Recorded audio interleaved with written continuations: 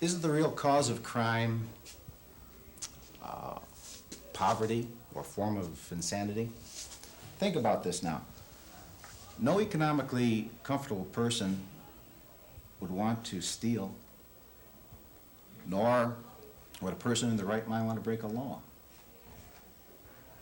Wouldn't it be better if we do away with the jails and use this money to cure the criminals through psychotherapy, forms of group therapy, put the money in job training programs rather than through incarceration and punishment? Think about that.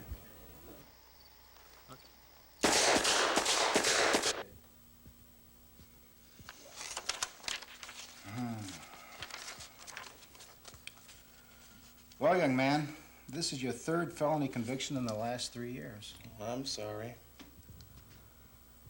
I'm going to be forced to give you a much longer suspended sentence this time.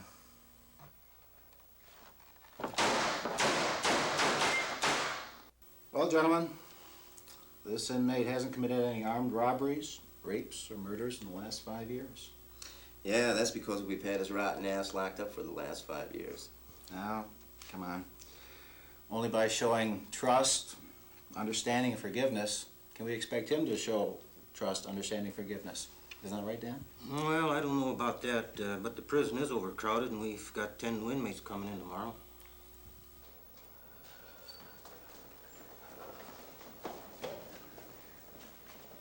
Punishing criminals is not the answer.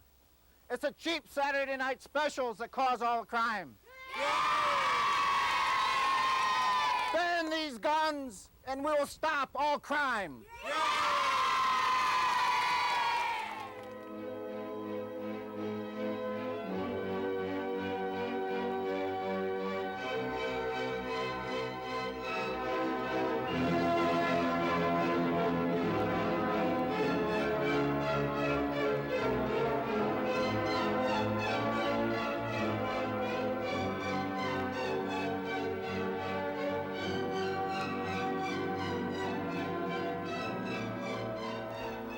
A weapon we hope you will never have to face as a law enforcement officer is a belt-fed machine gun.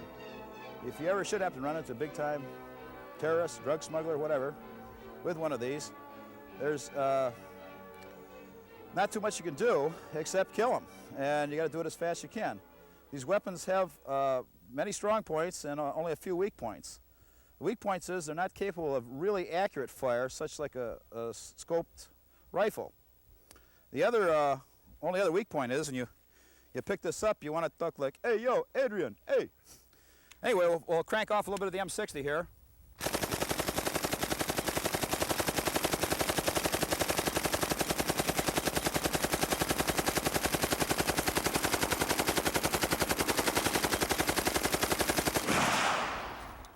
Other than artillery support or an airstrike, the best way to attack a machine gun is with a scoped rifle.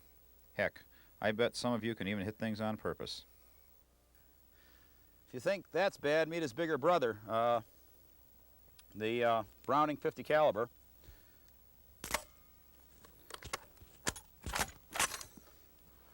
And let's see what we got here.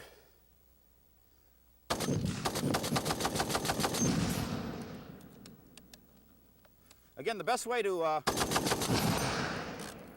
southwest of here,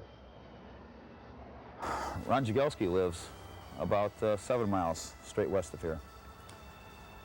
I was shot for the first time on Second Chance about 25 miles to the northwest in Walled Lake. Ron Jagelski was shot about 6 miles south of here.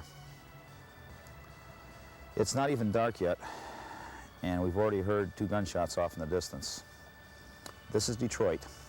It's no place for wimps. In 1969, the night before Apollo 11 blasted off to take the first men to the moon, I had to do some blasting of my own. Right here in this spot, I defeated 2 men in a gunfight.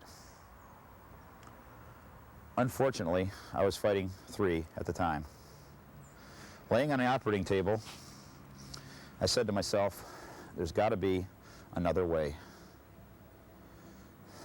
At the funeral of a law enforcement officer killed in the line of duty, there is an emotion which runs as strong as the emotions of grief and sorrow.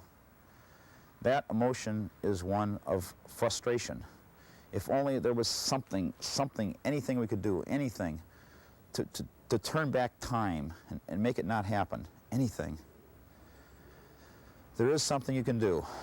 The only catch is you have to do it before the funeral. Wear one of these, not just for your own survival, but to help ensure the survival of those who work with you.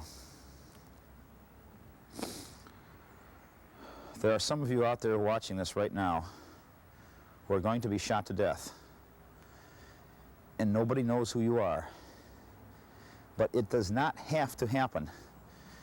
You are the first generation in the long and bloody history of law enforcement to have at your disposal a practical device which will prevent about 3/4 of all police killings and critical woundings. I have done everything I can think of, from pies in the face to magnums in the heart, to get you to wear this. So please do it. Appropriately, comfortable, concealable, everyday body armor started right here in a dark alley.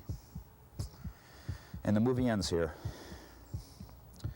But the job of law enforcement and the fight for officer survival has no beginning and it has no end. It will simply continue.